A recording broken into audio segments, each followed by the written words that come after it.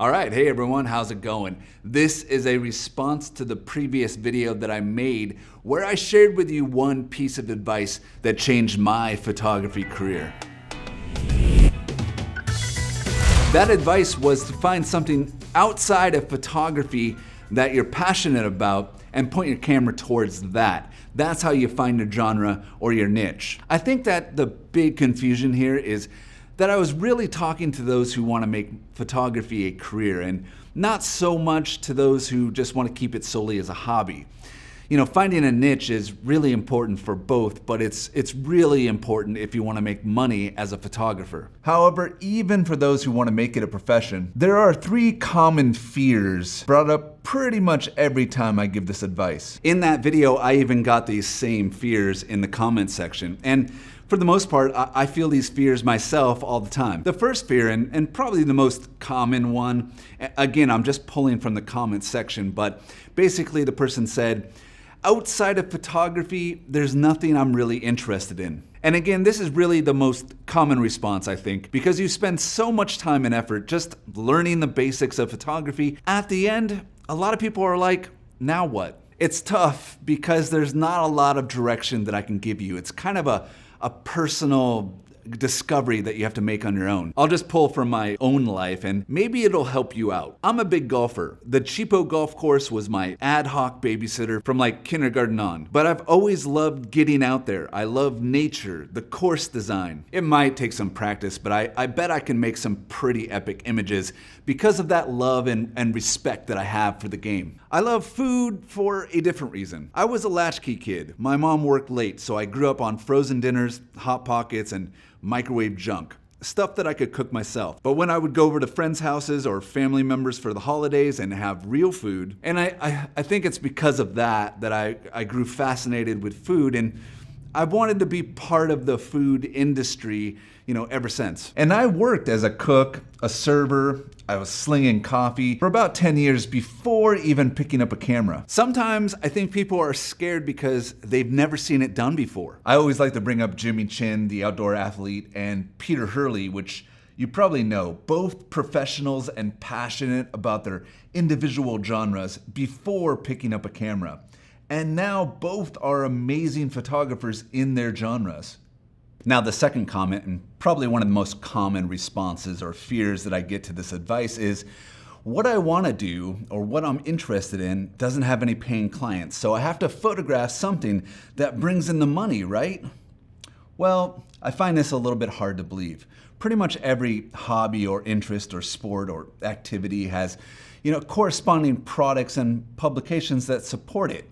You might just have to do a little bit of gymnastics. I mean, even if your number one passion was walking the city streets, you might find it hard to sell your street photography, but you could hit up some tourist brands, some urban fashion brands, fashion companies, travel companies. It might not be pure street photography, but you could combine your passion and your skill with some projects that bring in the bucks. However, you might 100% be correct that in no way, shape, or form could your hobby or your passion bring in any money as a photographer. If that's the case and you've truly thought about every little way that you can make money as a photographer photographing your hobby or passion, then it's kind of hard to say, but you might have to choose another interest of yours, your number 2 interest, or move on down the list of your personal interests until you find one that does have clients and does allow you to make money as a photographer. But I'm going to go back that this advice is for those looking to make photography a career. Finding something you're interested in outside of photography also has to have a market. But for fear of sounding too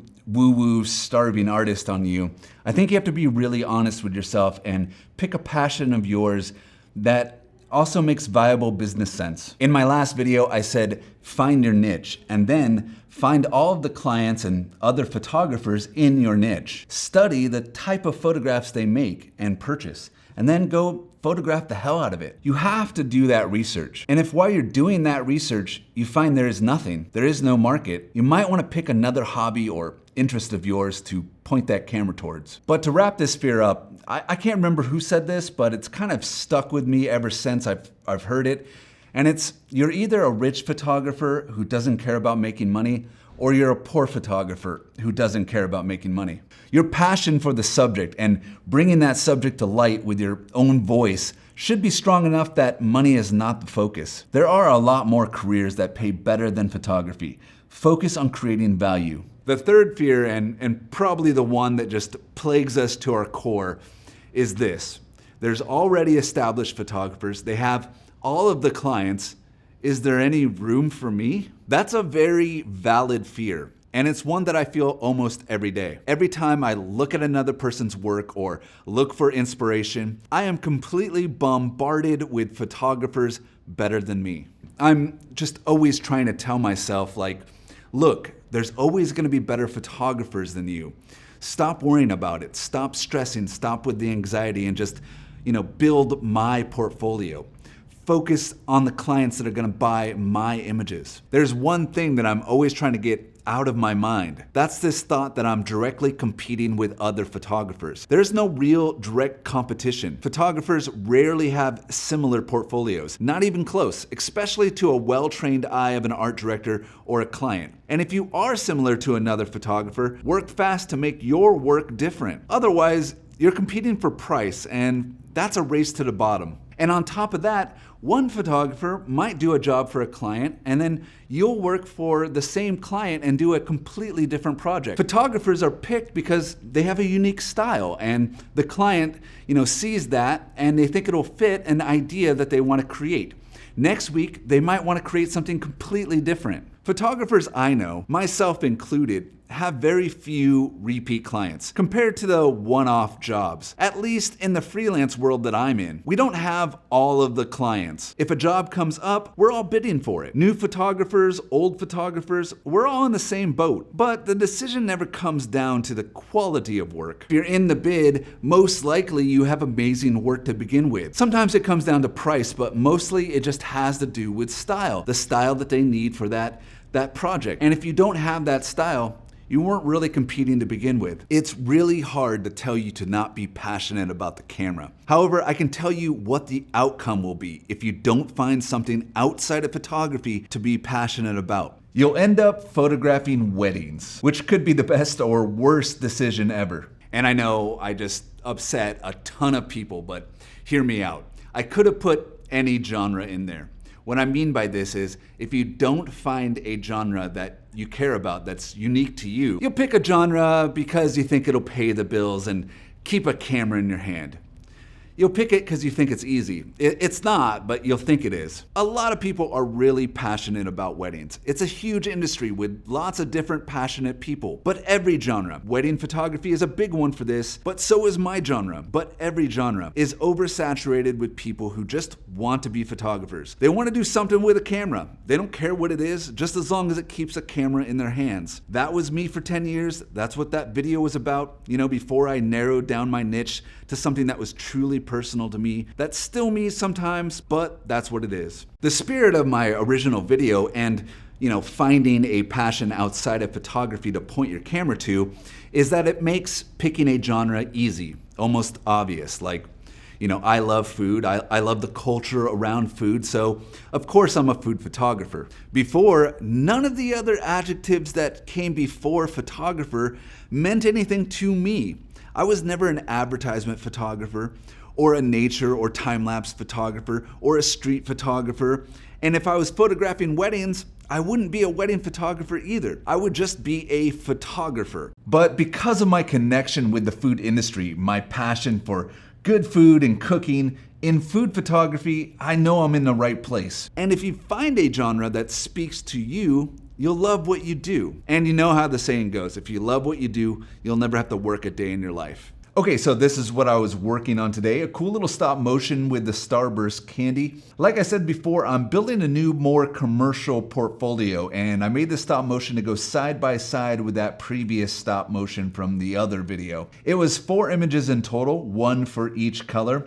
And as you saw, I created the movement using masks inside of Photoshop. I'm trying to give off this kaleidoscope vibe using the colors and the geometry of the product. And so in that respect, I think this one turned out pretty nice.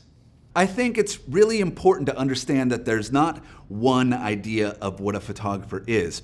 A food photographer and a motorsports photographer might, both use a camera, but their careers couldn't be any more different. A roofer and a plumber might both work in construction. They might both use a hammer, but they don't get paid the same, their jobs are not the same. And in fact, most every other photographer's career will be vastly different than your own, even within the same genre. That idea in your head of what your career will look like when you turn pro or go to the next level most likely is wrong. It's really hard to move forward if you're always held back by your own expectations. I think for everyone, certainly photographers, assuming what kind of money you'll make, the clients that you'll have, the type of images that you'll make will just drive you crazy. I know for me at least, what I'm doing currently right now is worlds apart from what I thought I would be doing when I first picked up a camera. Is it like that for you? I mean, let me know in the comments. I would love to hear your stories and how your careers have changed and if what you're doing now is different than when you first started out in photography. But all right, drop those comments down below. Give it a like, turn on notifications. I know that's really important if you want to continue to hear my crazy photography rants. Give it a sub and I'll see you in the next one. Man, I need some more coffee.